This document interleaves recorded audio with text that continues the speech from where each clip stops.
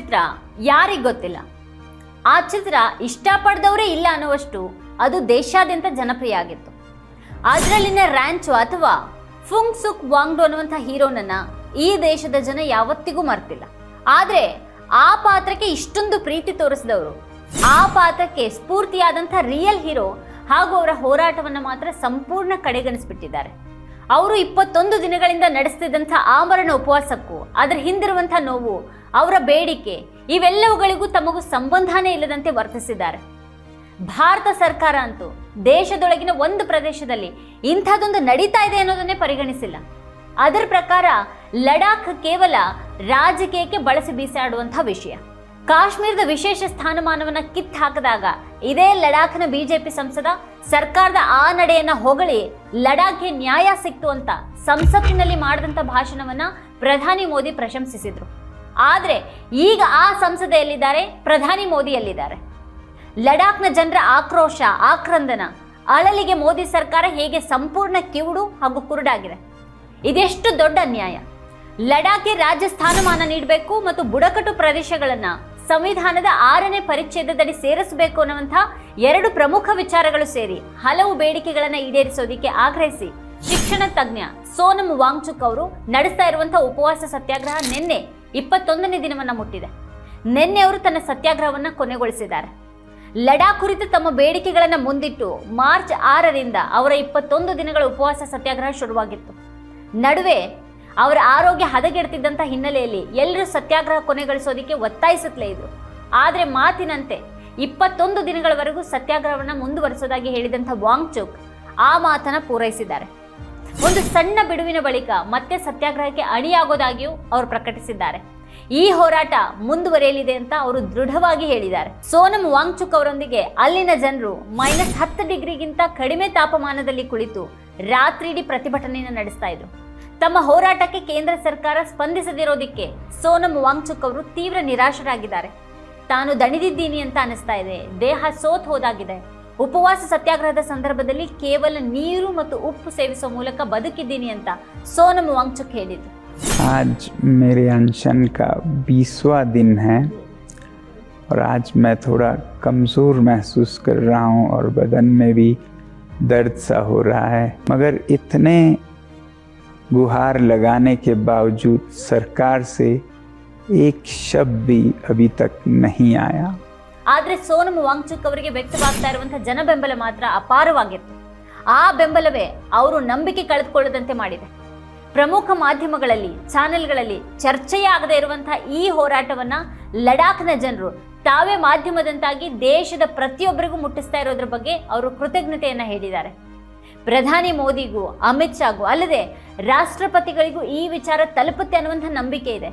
ಅವರು ಶೀಘ್ರದಲ್ಲಿಯೇ ವಾಸ್ತವವನ್ನ ಅರ್ಥ ಮಾಡ್ಕೊಳ್ತಾರೆ ಮತ್ತು ನ್ಯಾಯವನ್ನ ನೀಡ್ತಾರೆ ಅನ್ನುವಂಥ ನಂಬಿಕೆ ಈಗಲೂ ನನ್ನಲ್ಲಿದೆ ಅಂತ ವಾಂಗ್ಚುಕ್ ಹೇಳಿದ್ದಾರೆ. ಲಡಾಖ್ ಕುರಿತ ಬೇಡಿಕೆಗಳ ಈಡೇರಿಕೆಗೆ ಒತ್ತಾಯಿಸಲು 3000 ಜನರು ವಾಂಗ್ಚುಕ್ ಅವರೊಂದಿಗೆ ಉಪವಾಸವನ್ನ ಮುಂದುವರೆಸಿದ್ರು. ಈಗ ಅವ್ರ ಹೋರಾಟವನ್ನ ಜನರು ಮುಂದುವರಿಸಲಿದ್ದಾರೆ. ಈಗ ಕೇಂದ್ರಾಡಳಿತ ಪ್ರದೇಶ ಸ್ಥಾನಮಾನದಡಿ ಕೈಗಾರಿಕಾ ಶೋಷಣೆಯಿಂದಾಗಿ ಲಡಾಖ್ ಪರಿಸರ ವ್ಯವಸ್ಥೆ ಶಿಥಿಲಗೊಳ್ಳುವ ಬಗ್ಗೆಯೂ ಕೂಡ ಸೋನಂ ವಾಂಗ್ಚುಕ್ ಅವರು ಕಳವಳವನ್ನು ವ್ಯಕ್ತಪಡಿಸಿದ್ದಾರೆ.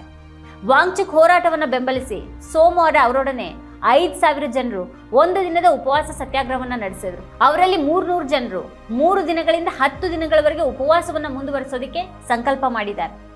ಜೊತೆಗೆ ದೇಶಾದ್ಯಂತ 40 ನಗರಗಳಲ್ಲಿ ಫ್ರೆಂಡ್ಸ್ ಆಫ್ ಲಡಾಖ್ ಕಾರ್ಯಕ್ರಮಗಳು ನಡೆದಿವೆ. ಸೋನಂ ವಾಂಗ್ಚುಕ್ ಶಿಕ್ಷಣದಲ್ಲಿನ ತಮ್ಮದೇ ಆದ ವಿಧಾನಗಳಿಗಾಗಿ ಮತ್ತು ಲಡಾಖ್ ವಲಯದಲ್ಲಿನ ಸುಸ್ಥಿರ ಅಭಿವೃದ್ಧಿ ಕುರಿತ ಕೆಲಸಗಳಿಗಾಗಿ ಹೆಸರಾದವರು. ಲಡಾಖ್ಗೆ ಸ್ವಾಯತ್ತತೆಯನ್ನು ಕಲ್ಪಿಸೋದು ಮತ್ತು ಕೈಗಾರೀಕರಣದ ಪರಿಣಾಮವಾಗಿ ಹಿಮಾಲಯ ವಲಯದ ದುರ್ಬಲ ಪರಿಸರಕ್ಕೆ ಇನ್ನಷ್ಟು ಹಾನಿಯಾಗ್ತಾ ಇರೋದ್ರ ಬಗ್ಗೆ ಸಂವೇದನೆಯೇ ಇಲ್ಲದಂಥ ಸರ್ಕಾರಕ್ಕೆ ಮನವರಿಕೆ ಮಾಡಿಕೊಡೋದು ಸೋನಂ ವಾಂಗ್ಚುಕ್ ಹೋರಾಟದ ಆಶಯ ಆಗಿದೆ. ಸಾವಿರಾರು ಜನರು ಸೋನಂ ವಾಂಗ್ಚುಕ್ ಹೋರಾಟವನ್ನು ಬೆಂಬಲಿಸಿ ಸರದಿಯಲ್ಲಿ ಬರ್ತಾ ಇದ್ರು. ಲಡಾಖ್ಗೆ ರಾಜ್ಯ ಸ್ಥಾನಮಾನ ಬೇಕನ್ನೋದರ ಜೊತೆಗೆ ಬುಡಕಟ್ಟು ಪ್ರದೇಶಗಳ ಸ್ವಾಯತ್ತತೆ ಮತ್ತು ನೆಲದ ರಕ್ಷಣೆಯ ಖಾತ್ರಿಯನ್ನು ನೀಡುವಂತಹ 6ನೇ ಪರಿಚ್ಛೇದದಡಿ ಸೇರ್ಪಡೆಗಾಗಿ ಸೋನಂ ವಾಂಗ್ಚುಕ್ ಒತ್ತಾಯ ಮಾಡಿದ್ದಾರೆ. ಲಡಾಖ್ನ ನೆಲ ದಕ್ಷಿಣದಲ್ಲಿ ಭಾರೀ ಕೈಗಾರಿಕಾ ಸ್ಥಾವರಗಳಿಗಾಗಿ ಪ್ರಮುಖ ಗೋಮಾಳ ಭೂಮಿ ನಾಶ ಆಗ್ತಾ ಇದ್ರೆ ಉತ್ತರದಲ್ಲಿ ಚೀನಾ ಅತಿಕ್ರಮಣಕ್ಕೆ ತುತ್ತಾಗ್ತಾ ಇದೆ ಅನ್ನೋದು ಸೋನಂ ವಾಂಗ್ಚುಕ್ ಅವರ ಸಂಕಟ ಆಗಿದೆ. ಈ ವಾಸ್ತವದ ಬಗ್ಗೆ ತಿಳಿಸೋದಿಕ್ಕೆ ಅಂತಾನೆ 10,000 ಲಡಾಖಿ ಕುರಿಗಾಹಿಗಳು ಮತ್ತು ರೈತರ ಜೊತೆ ಗಡಿಯುದ್ದಕ್ಕೂ ಮೆರವಣಿಗೆ ನಡೆಸೋದಾಗಿ ವಾಂಗ್ಚುಕ್ ಅವರು ಹೇಳಿದ್ದಾರೆ. ಲೇಹ್ ಮತ್ತು ಕಾರ್ಗಿಲ್ ಜಿಲ್ಲೆಗಳ ಪ್ರತ್ಯೇಕ ಲೋಕಸಭೆ ಸ್ಥಾನಗಳು, ವಿಶೇಷ ಭೂಮಿ ಮತ್ತು ಉದ್ಯೋಗ ಹಕ್ಕುಗಳು ಮತ್ತು ಲೋಕಸೇವಾ ಆಯೋಗದ ಸ್ಥಾಪನೆ ಕೂಡ ಸೋನಂ ವಾಂಗ್ಚುಕ್ ಬೇಡಿಕೆಗಳಲ್ಲಿ ಸೇರಿವೆ. ಕೈಗಾರೀಕರಣದಿಂದ ಲಡಾಖ್ ಪರಿಸರಕ್ಕೆ ಆಗ್ತಾ ಇರುವಂತಹ ಹಾನಿಯ ಬಗ್ಗೆ ಅವರು ತೀವ್ರ ಕಳವಳವನ್ನು ವ್ಯಕ್ತಪಡಿಸಿದ್ದಾರೆ. ಸ್ಥಳೀಯರ ಜೊತೆ ಯಾವ ಸಮಾಲೋಚನೆಯನ್ನು ನಡೆಸದೆ ಸರ್ಕಾರ 13 ಗಿಗಾವ್ಯಾಟ್ ಯೋಜನೆಯನ್ನ ಇಲ್ಲಿ ಹೇರ್ತಾ ಇರೋದ್ರ ಬಗ್ಗೆ ಅವರು ಟೀಕೆ ಮಾಡಿದ್ದಾರೆ. ಆರೋಗ್ಯದ ದೃಷ್ಟಿಯಿಂದ ಸತ್ಯಾಗ್ರಹ ನಿಲ್ಲಿಸಿದ್ರು, ಚೇತರಿಸಿಕೊಂಡು ಮತ್ತೆ ಸತ್ಯಾಗ್ರಹಕ್ಕೆ ಇಳಿಯೋದಾಗಿ ಅವರು ಹೇಳಿದ್ದಾರೆ. ಇದರ ನಡುವೆ ಜನರು ತಮ್ಮ ಹೋರಾಟವನ್ನ ಕೈಗೆತ್ತಿಕೊಳ್ತಾರೆ ಅನ್ನುವಂತಹ ಭರವಸೆ ಅವರಿಗಿದೆ. ಮೊದಲು ಜಮ್ಮು ಕಾಶ್ಮೀರದ ಭಾಗವಾಗಿದ್ದಂತಹ ಲಡಾಖ್ ಈಗ ಕೇಂದ್ರಾಡಳಿತ ಪ್ರದೇಶ, ವಿಧಾನಸಭೆಯಿಂದ ವಂಚಿತ. ಜಮ್ಮು ಕಾಶ್ಮೀರ ಅಸೆಂಬ್ಲಿಯಲ್ಲಿ ಲಡಾಖ್ ಅನ್ನು ಪ್ರತಿನಿಧಿಸುವಂತಹ 4 ಶಾಸಕರಿದ್ದಾರೆ. ಸದ್ಯ ಲಡಾಖ್ 1 ಲೋಕಸಭೆ ಕ್ಷೇತ್ರವನ್ನ ಮಾತ್ರ ಹೊಂದಿದೆ. ತಾನೇ ಕೊಟ್ಟಂತ ವಚನವನ್ನು ಉಳಿಸಿಕೊಳ್ಳುವಂತೆ ಮೋದಿ ಸರ್ಕಾರಕ್ಕೆ ನೆನಪಿಸಬೇಕಾಗಿ ಬಂದಿರೋದಕ್ಕೆ ವಾಂಗ್ಚುಕ್ ಅವರು ಬೇಸರವನ್ನು ವ್ಯಕ್ತಪಡಿಸಿದ್ದಾರೆ. ರಾಮನ ಆದರ್ಶ ಪಾಲಿಸೋದಾಗಿ ಹೇಳುವವರು ಲಡಾಖ್ ಜನರಿಗೆ ನೀಡಿದಂತ ಭರವಸೆಗಳನ್ನು ಪೂರೈಸಿ ಅಂತ ಅವರು ಮೋದಿ ಮತ್ತು ಅಮಿತ್ ಶಾಗೆ ಮನವಿ ಮಾಡಿದ್ದಾರೆ. ಈ 21 ದಿನಗಳಲ್ಲಿ ಲೇಹ್ ಮತ್ತು ಕಾರ್ಗಿಲ್ನಲ್ಲಿ ಸುಮಾರು 60,000 ಜನರು ವಾಂಗ್ಚುಕ್ ಅವರ ಸತ್ಯಾಗ್ರಹವನ್ನ ಬೆಂಬಲಿಸಿ ಪ್ರತಿಭಟನೆಯಲ್ಲಿ ಭಾಗಿಯಾಗಿದ್ರು. ಆದ್ರೆ ಮೋದಿ ಸರ್ಕಾರ ಮಾತ್ರ ಕಣ್ಗಳು ಇಲ್ಲ, ಕಿವಿಗಳು ಇಲ್ಲ ಅನ್ನುವಂತೆ ವರ್ತಿಸ್ತಾ ಇದೆ. ಸರ್ಕಾರದ ಈ ಅಲಕ್ಷ್ಯವನ್ನ ಕಂಡೇ ವಾಂಗ್ಚುಕ್ ಕಟುವಾಗಿ ಮಾತಾಡಿದ್ದಾರೆ. ಅಮಿತ್ ಶಾ ತಾವು ಜೈನರಲ್ಲ, ಹಿಂದೂ ವೈಷ್ಣವ ಅಂತ ಹೇಳ್ಕೊಳ್ತಾರೆ. ವೈಷ್ಣವನಾದವನು ಇತರರ ನೋವನ್ನ ತಿಳಿದಿರ್ತಾನೆ, ಇತರರಿಗೆ ಒಳ್ಳೆಯದನ್ನ ಮಾಡ್ತಾನೆ ಹೊರತು ತನ್ನ ಮನಸ್ಸಿನಲ್ಲಿ ಅಹಂಕಾರಕ್ಕೆ ಅವಕಾಶವನ್ನ ಕೊಡೋದಿಲ್ಲ ಅಂತ ವಾಂಗ್ಚುಕ್ ಹೇಳಿದ್ದಾರೆ. अमित शाह जी से संदेश मैं अभी देख रहा था, उनके एक इंटरव्यू में उन्होंने कहा है कि वो जैन नहीं हैं, वो हिंदू वैष्णव हैं. वैष्णव जन उनको कहते हैं जो औरों की पीड़ा, औरों के दुख को समझते हैं. तो वो लद्दाख के लोगों के इस सच्चे दुख और दर्द को समझें.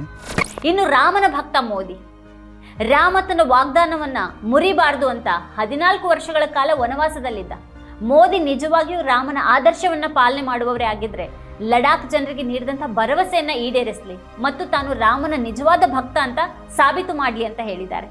ಲಡಾಖ್ ನೆಲದ ಕಳವಳ ಸೋನಂ ವಾಂಗ್ಚುಕ್ ಅವರ ಹೋರಾಟದ ಮೂಲಕ, ಅವರು ಹೋರಾಟಕ್ಕೆ ಸೇರಿಸಿಕೊಳ್ತಾ ಇರುವಂತಹ ಸಾವಿರ ಜನರ ಬೆಂಬಲದ ಮೂಲಕ ವ್ಯಕ್ತ ಆಗ್ತಾ ಇದೆ. ಅವತ್ತು ಕಾಶ್ಮೀರದ ವಿಶೇಷ ಸ್ಥಾನಮಾನವನ್ನ ಮೋದಿ ಸರ್ಕಾರ ಕಿತ್ತು ಹಾಕಿದಾಗ ಇದೇ ಲಡಾಖ್ನ ಬಿಜೆಪಿ ಸಂಸದ ಸೇರಿಂಗ್ ನಮಾಗೆನ್ ಬಿಜೆಪಿ ಸರ್ಕಾರದ ಕ್ರಮವನ್ನು ಹಾಡಿ ಹೊಗಳಿದ್ದೇನು, ಆತನ ಬಗ್ಗೆ ಮೋದಿ ಪ್ರಶಂಸೆ ಮಾಡಿದ್ದೇನು. ಆದ್ರೆ ಆ ಬಿಜೆಪಿ ಸಂಸದ ಅವತ್ತು ಹೇಳಿದ ಹಾಗೆ ಲಡಾಖ್ಗೆ ನ್ಯಾಯ ಸಿಕ್ಕಿದೆಯಾ? ಮೋದಿ ಲಡಾಖ್ ಪಾಲಿಗೆ ಏನ್ ಮಾಡಿದ್ರು? ಇವತ್ತು ಸೋನಂ ವಾಂಗ್ಚುಕ್ ಯಾಕೆ ಉಪವಾಸ ಸತ್ಯಾಗ್ರಹವನ್ನ ಮಾಡಬೇಕಾಗಿ ಬಂತು? ಯಾಕೆ ಸಾವಿರಾರು ಜನರು ಅವ್ರ ಹೋರಾಟವನ್ನ ಬೆಂಬಲಿಸ್ತಿದ್ದಾರೆ? ಇದು ಆ ಬಿಜೆಪಿ ಸಂಸದನಿಗಾಗ್ಲಿ ಅಥವಾ ಈ ದೇಶದ ಪ್ರಧಾನಿ ಮೋದಿಗಾಗ್ಲಿ ಅರ್ಥವಾಗ್ತಿದೆಯಾ? ಯಾಕೆ ಲಡಾಖ್ ಸುದ್ದಿ ಈ ಮಡಿಲ ಮೀಡಿಯಾಗಳಲ್ಲಿ ಇಲ್ಲವಾಗಿದೆ? ಬಿಜೆಪಿ ರಾಜಕೀಯ, ಪ್ರಧಾನಿ ಭೇಟಿ ಮತ್ತು ಕೇಂದ್ರ ಸರ್ಕಾರದ ಜಾಹೀರಾತುಗಳಿಗೆ ಸಂಬಂಧಿಸಿದಂತಹ ಸುದ್ದಿಗಳೇ ಈ ಮಡಿಲ ಮೀಡಿಯಾಗಳಿಗೆ ಮುಖ್ಯವಾಗಿ ಪರಿಸರ ಮತ್ತು ರಾಜ್ಯದ ಹಕ್ಕುಗಳ ಪ್ರಶ್ನೆಗೆ ಸಂಬಂಧಿಸಿದಂತಹ ಲಡಾಖ್ನಲ್ಲಿನ ಚಳವಳಿ ಲೆಕ್ಕಕ್ಕೆ ಇಲ್ಲದಂತಾಗಿರೋದು ಯಾಕೆ? ಯಾಕಂದ್ರೆ ಮೋದಿ ಸರ್ಕಾರಕ್ಕೆ ಅಹಿತ ಅನಿಸುವಂತಹ ಯಾವುದು ಈ ಮಡಿಲ ಮೀಡಿಯಾಗಳಿಗೂ ರುಚಿಸೋದಿಲ್ಲ. ಹಾಗಾಗಿನೇ ವಾಂಗ್ಚುಕ್ ಅವರು ಎತ್ತಿರುವಂತಹ ಪ್ರಶ್ನೆಗಳನ್ನ ಅಡಗಿಸಲಾಗ್ತಾ ಇದೆ. ಆ ನೆಪದಲ್ಲಿ ಲಡಾಖನ್ನ ಮಾಧ್ಯಮದಿಂದ ಕಣ್ಮರೆ ಮಾಡಲಾಗಿದೆ. ಮಾಧ್ಯಮಗಳು ತಮ್ಮ ಸುದ್ದಿಗಳನ್ನ ಯಾವತ್ತಿಗೂ ತೋರಿಸೋದಿಲ್ಲ ಅಂತ ಲಡಾಖ್ ಜನರು ಅರ್ಥ ಮಾಡ್ಕೊಂಡಿದ್ದಾರೆ. ಅಲ್ಲಿನ ಜನರ ಹೋರಾಟಕ್ಕೆ ಈ ಮಡಿಲ ಮೀಡಿಯಾಗಳಲ್ಲಿ ಯಥಾ ಪ್ರಕಾರ ಯಾವುದೇ ಮಹತ್ವ ಇಲ್ಲ. ಮಣಿಪುರದ ವಿಚಾರದಲ್ಲಿ ಕೂಡ ಹೀಗೆಯೇ ನಿರ್ಲಜ್ಜೆಯಿಂದ ಸರ್ಕಾರ ಮತ್ತು ಅದರ ಪಾದಗಳಲ್ಲಿ ಬಿದ್ದು ಹೊರಳಾಡ್ತಿರುವಂತಹ ಈ ಮೀಡಿಯಾಗಳು ಹೇಗೆ ನಡೆದುಕೊಂಡಿತ್ತು ಅನ್ನೋದನ್ನ ನಾವು ನೋಡಿದ್ದೀವಿ. ಮಣಿಪುರದ ಜನರ ಕಷ್ಟಗಳನ್ನ ಮೋದಿ ಹೀಗೆಯೇ ಅಲಕ್ಷ್ಯ ಮಾಡಿದ್ರು. ಅಲ್ಲಿಗೆ ಒಮ್ಮೆಯೂ ಹೋಗಲಿಲ್ಲ. ಅಲ್ಲಿನ ಜನರಿಗೆ ಸಾಂತ್ವನ ಹೇಳುವಂಥ ಮನಸ್ಸು ಕೂಡ ಮಾಡಲಿಲ್ಲ. ಅಲ್ಲಿನ ಅಭಿವೃದ್ಧಿ ಯೋಜನೆಗಳನ್ನ ಆನ್ಲೈನ್ನಲ್ಲಿ ಉದ್ಘಾಟಿಸಿ ಅಲ್ಲಿನ ಜನರನ್ನ ಅವಮಾನಿಸಿದ್ರು. ಮಣಿಪುರದ ಜನರನ್ನ ಅದನ್ನು ಕೇಳಿದ್ರ? ಅದನ್ನಾದ್ರೂ ಯಾಕೆ ಮಾಡಬೇಕಾಗಿತ್ತೋ ಗೊತ್ತಿಲ್ಲ. ಈಗ ಲಡಾಖ್ ಮೋದಿ ದೃಷ್ಟಿಯಲ್ಲಿ 2ನೇ ಮಣಿಪುರ ಆಗಿದೆ. ಅತ್ತ ವಾಂಗ್ಚುಕ್ ಹೋರಾಟಕ್ಕೆ ದೊಡ್ಡ ಮಟ್ಟದಲ್ಲಿ ಬೆಂಬಲ ವ್ಯಕ್ತ ಆಗ್ತಾ ಇದೆ. ಆ ಹೋರಾಟ ಜೀವಂತವಾಗುಳಿಯೋದಕ್ಕೆ ಜನರೇ ಅವ್ರ ಜೊತೆಗಾಗ್ತಾ ಇದ್ದಾರೆ. ಮೈ ಕೊರೆಯುವಂಥ ಚಳಿಯಲ್ಲಿಯೂ ವ್ಯಕ್ತವಾಗಿದ್ದಂಥ ಅವರ ಬದ್ಧತೆ, ಅವರ ಹೋರಾಟದ ತಾಕತ್ತನ್ನ ಹೇಳುವಂತಿತ್ತು. ಆದ್ರೆ ಈ ಮಡಿಲ ಮೀಡಿಯಾಗಳಿಗೆ ಅದು ಕಾಣಿಸ್ಲೇ ಇಲ್ಲ. ಅವು ಪೂರ್ತಿ ಕುರುಡಾಗಿ ಹೋಗಿವೆ. ಮೋದಿ ಬಿಟ್ಟು ಬೇರೇನೂ ಕಾಣಿಸದಷ್ಟು ಭ್ರಷ್ಟ ಮತ್ತು ಲಜ್ಜೆಗೇಡಿಗಳಾಗ್ಬಿಟ್ಟಿವೆ. ಟಿವಿ ಪರದೆಗಳಲ್ಲಿ ಲಡಾಖ್ ಯಾವತ್ತೂ ಇರಲೇ ಇಲ್ಲ. ಲಡಾಖ್ ಯೂನಿವರ್ಸಿಟಿಯ ವಿದ್ಯಾರ್ಥಿಗಳು ಕೂಡ ವಾಂಗ್ಚುಕ್ ಅವರನ್ನ ಅವರು ಹೋರಾಟದ ಸ್ಥಳದಲ್ಲಿಯೇ ಗೌರವಿಸಿ ಹೋರಾಟಕ್ಕೆ ಅಷ್ಟೇ ಶಾಂತಿಯುತ ಬೆಂಬಲವನ್ನು ನೀಡಿದರು. ಜನರ ಆ ಧ್ವನಿಗೆ ಮೀಡಿಯಾಗಳಲ್ಲಿ ಮಾತ್ರ ಜಾಗ ಸಿಗಲಿಲ್ಲ. ಮೋದಿ ಮೋದಿ ಅಂತ ಅಂದ್ರೆ ಓಡಿ ಹೋಗಿ ಮಾತಾಡಿಸುವ, ಟಿವಿ ತುಂಬಾ ಅದನ್ನೇ ತೋರಿಸುವ, ಮೋದಿಯನ್ನ ಹಾಡಿ ಹೊಗಳುವವರ ಸಂದರ್ಶನ ಪ್ರಸಾರ ಮಾಡಿ ಧನ್ಯತೆಯನ್ನು ಅನುಭವಿಸುವಂಥ ಈ ಮಡಿಲ ಮೀಡಿಯಾಗಳು ತಮ್ಮ ನೆಲ ಮತ್ತು ಪರಿಸರದ ಸಂರಕ್ಷಣೆ ಬಗ್ಗೆ ಕಳಕಳಿಯೊಂದಿಗೆ ಹೋರಾಟ ಮಾಡ್ತಿರುವವರಿಂದ ಮಾತ್ರ ದೂರ ದೂರ. ಗಾಂಧಿಯ ಹಾದಿಯಲ್ಲಿ ಅಹಿಂಸಾತ್ಮಕವಾಗಿ ಅವರು ನಡೆಸ್ತಾ ಇರುವಂತಹ ಹೋರಾಟಕ್ಕೆ ಮೋದಿ ಸರ್ಕಾರ ಈ ತನಕವೂ ಸ್ಪಂದಿಸಲಿಲ್ಲ. ಅತ್ಯಂತ ಶಾಂತಿಯಿಂದ ಪ್ರೀತಿಯ ದಾರಿಯಲ್ಲಿ ಸರ್ಕಾರಕ್ಕೆ ಮನವರಿಕೆ ಮಾಡಿಕೊಡೋದಕ್ಕೆ ಯತ್ನಿಸ್ತಾ ಇರುವಂತಹ ತಮ್ಮ ಹೋರಾಟವನ್ನು ಸರ್ಕಾರ ಅಲಕ್ಷಿಸಿದ ಬಗ್ಗೆ ವಾಂಗ್ಚುಕ್ ಅವರಿಗೆ ಬೇಸರ ಇದೆ. ಹೋರಾಟ ಬೇರೆ ಸ್ವರೂಪ ತಾಳೋದು, ಹಿಂಸಾತ್ಮಕವಾಗೋದು ಅವರಿಗೆ ಇಷ್ಟ ಇಲ್ಲ. ಅದು ಗಡಿ ನೆಲದಲ್ಲಿ ಒಳ್ಳೆಯದಲ್ಲ ಅನ್ನೋದು ಅವ್ರ ಕಳಕಳಿಯಾಗಿದೆ.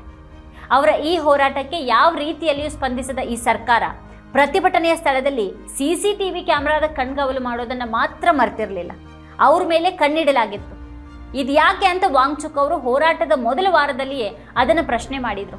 ತಾನೇ ಕೊಟ್ಟಿದಂಥ ಮಾತನ್ನ ಸರ್ಕಾರಕ್ಕೆ ನೆನಪಿಸಬೇಕಾದಂಥ ಸ್ಥಿತಿ ಬಂದಿದೆ. ಆದರೆ ಬಹುಶಃ ಅದಕ್ಕೆ ಆ ವಚನ ಈಡೇರಿಸುವಂಥ ಮನಸ್ಸಿಲ್ಲ. ಅದೆಲ್ಲ ಬಹುಶಃ ಚುನಾವಣೆ ಹೊತ್ತಿನ ನಾಟಕ ಮಾತ್ರ. ಈಗ ಮತ್ತೊಂದು ಚುನಾವಣೆ ಎದುರಲ್ಲಿದೆ. ಮತ್ತಷ್ಟು ಬೃಹತ್ ನಾಟಕಗಳು ಬಿಜೆಪಿಯಿಂದ ನಡೀತಾ ಇವೆ. ಲಡಾಖ್ ನೆಲ ಮತ್ತು ಅಲ್ಲಿನ ಜನರ ಒಡಲಾಳ ಮೋದಿ ಸರ್ಕಾರಕ್ಕೆ ಲೆಕ್ಕಕ್ಕೆ ಇಲ್ಲ. ಇದೇ ಈ ಹೊತ್ತಿನ ಸ್ಪೆಷಲ್. ನೋಡ್ತಾ ಇರಿ ವಾರ್ತಾಭಾರತಿ. ನೀವಿನ್ನು ವಾರ್ತಾಭಾರತಿ ಯೂಟ್ಯೂಬ್ ಚಾನಲ್ಗೆ ಸಬ್ಸ್ಕ್ರೈಬ್ ಆಗಿಲ್ಲ ಅಂದರೆ ಈ ಕೂಡಲೇ ಸಬ್ಸ್ಕ್ರೈಬ್ ಆಗಿ, ಹಾಗೆ ಪಕ್ಕದಲ್ಲಿರುವ ಬೆಲ್ ಐಕಾನ್ನ ಪ್ರೆಸ್ ಮಾಡಿ.